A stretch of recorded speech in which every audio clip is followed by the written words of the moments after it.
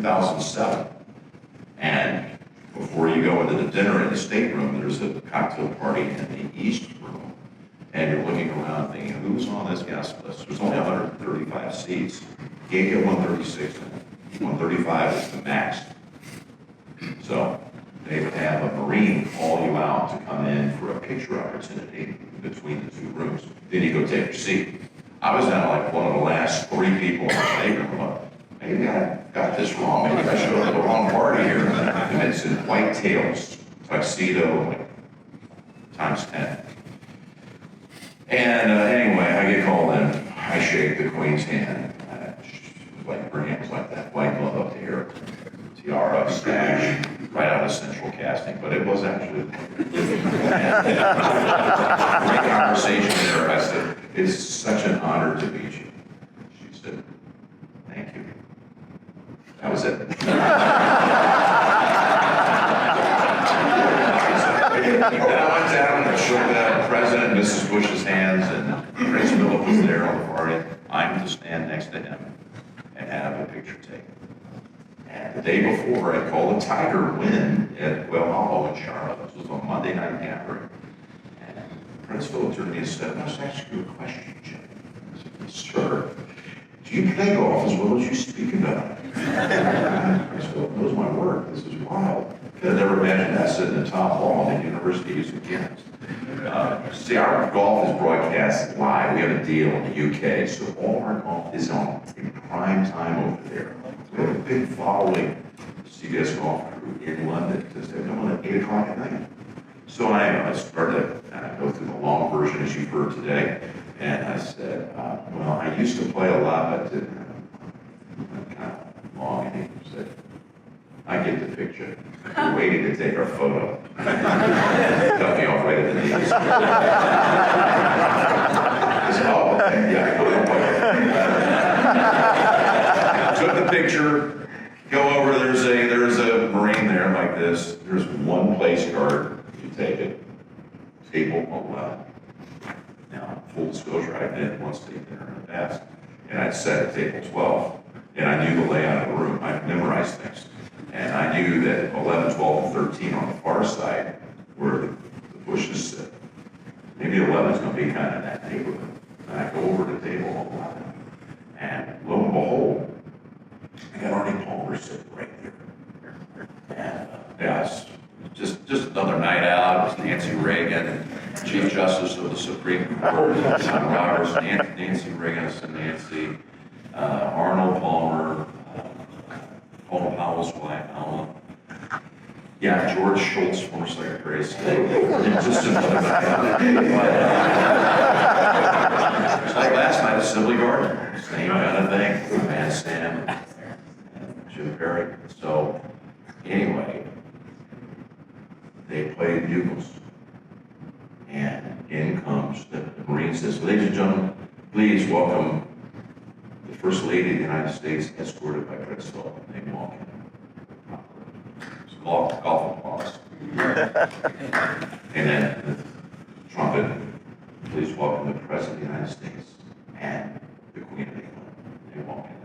There was 2 seats left in the room. It's at my table. They sat right across. Well, she was directly shoulder to shoulder. Because Diane and Clarice right now. But we're much closer. It's like a 50-40 table. I'm looking right into her little eyes. He's right there. Nancy Reagan's in. George Shultz is there. Mrs. Powell's here. High company, to say the least. And by the way, when you escort her in, he breezed by me. He's on the inside. He says, "Nance, you're sitting at this table for a reason. Keep the conversation going."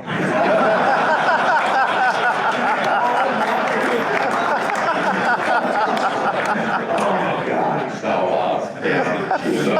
at some point, the President looked over, prompted me with just a look, and I said, "Her Majesty, I'd love to ask you a couple of questions, speed round." I'm not sure you're ever going to make it there, but how was the Kentucky Derby? I understand you went to the Derby on this trip. It was lovely.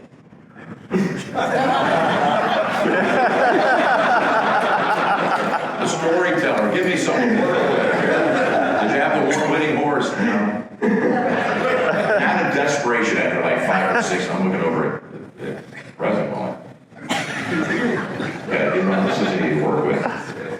She's not on the page. No idea. She says, Mr. Palmer, may I ask you a question? That would be a way of dispensing with this message. Mr. Palmer, in your lifetime, how many people do you figure you've played golf with? Well, you know, I've done Q&As with all for years. Like 5, 6, 7 a year minimum. I never thought to ask her that question. Then she qualified us that you cannot count the same person twice. How many people did they?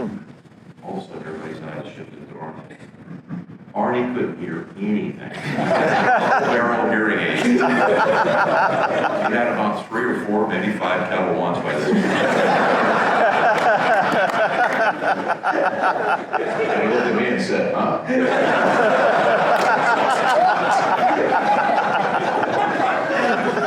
Said, Her Majesty wants to know how many people you played golf with in your lifetime. Can't count the same person twice. So looked at me like, Arnie, you get this really full face kind of way. I want to tell her, she's over there. She's starting to feel a little pressure, I think. She's getting squirmy. She says, well, there's 100,000 people trying to save the story. And I said, 100,000 people. And Arnie went.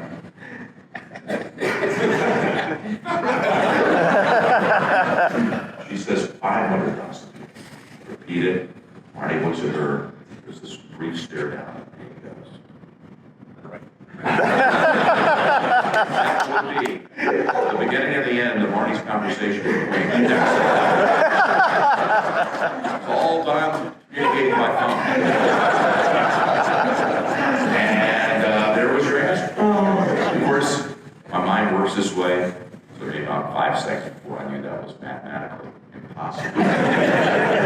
But we were back together like 2 weeks later. We were in Baltimore doing an event together. Backstage before we go up, and he said, hey, how about that question the Queen asked? I said, yeah, that was interesting. So you might want to ask me that tonight. No. I said, well, Arnie, I hate to tell you, the math does not add up. Said, what do you mean? And I said, well, if you came out of the womb day one, right from Latrobe Hospital, they diapered you, had a little umbrella logo on the diaper, and you played with your dad and a couple of uncles. We can't ever count them again. Round numbers, you would play with about 1,000 people a year. Yeah, I said, we have to be 500 years old. I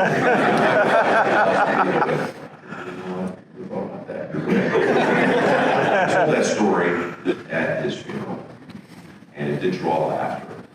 I did say that Arnold Palmer's mind, they probably felt that was true, because he was such an outgoing lover of people, great communicator, with a huge, grateful heart.